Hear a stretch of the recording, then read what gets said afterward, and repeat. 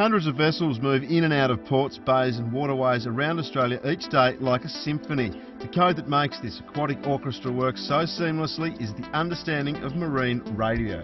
Whether a sea kayak, runabout, ferry or cruise liner, it's only when everyone understands and uses the right channels and protocols that it can all work together.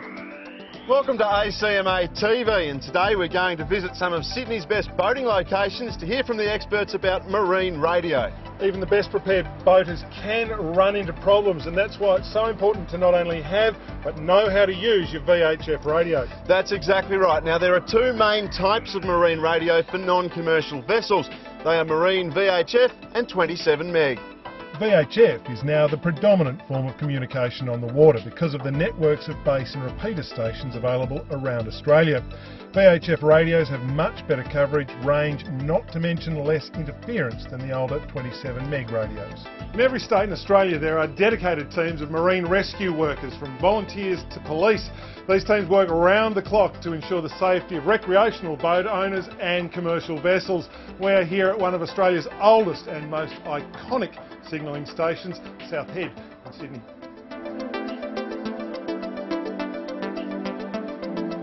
So Greg, how important is it to use VHF radio when we're out on the water? It's very important to use VHF radio when you're out on the water. It's for your safety. You should do a radio check before you go out. You should listen for weather and warnings. Priority warnings are broadcast immediately. Routine forecast generally every 2 hours from Marine Rescue. You should listen in case there's a call for help on VHF 16, and if you get into trouble, call for help on VHF channel 16.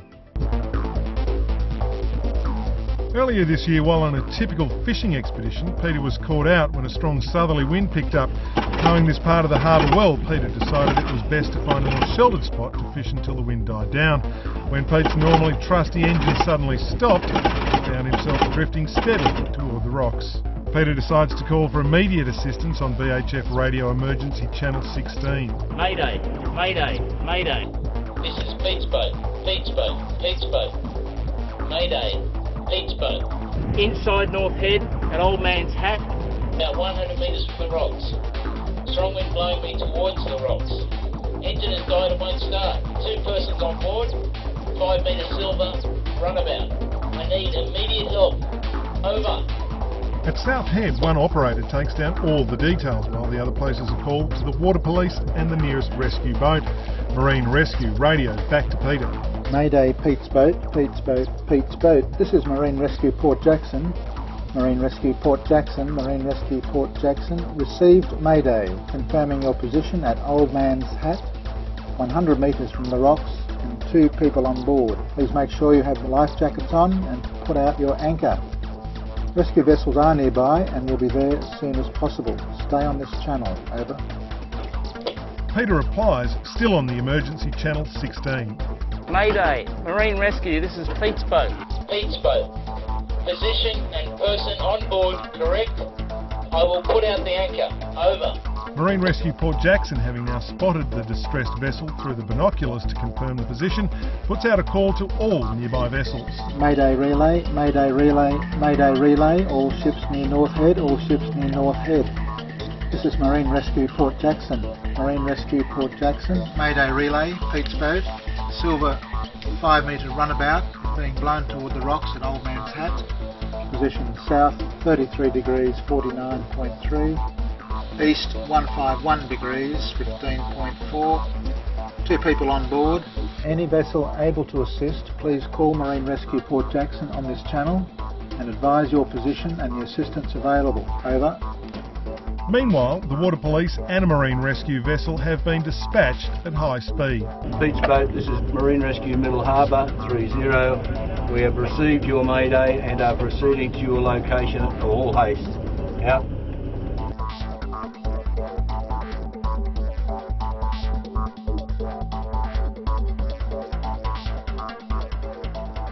So Greg, in short, what is correct operational procedure when it comes to making an emergency call? The correct procedure for making an emergency call is to change to channel 16, call Mayday, Mayday, Mayday, then the name of your vessel 3 times, give your position, describe the problem, how many people on board, Describe the vessel, local conditions and what you're planning to do. Leave your radio switched on and tuned to channel 16. This is so you can hear and respond to any distress calls. Always call on channel 16, then switch to a working channel. Use channels 72, 73 or 77 to call and work with other vessels. Use channel 73 to call and work with a coast station, and when finished resume listening on channel 16. Remember your manners and no swearing. Be accurate, brief and clear. Greg, why is it important to have good microphone technique? It is important to have good microphone technique to convey your message clearly. Put your thumb on your cheek and speak across the microphone with a steady rhythm to avoid any distortion.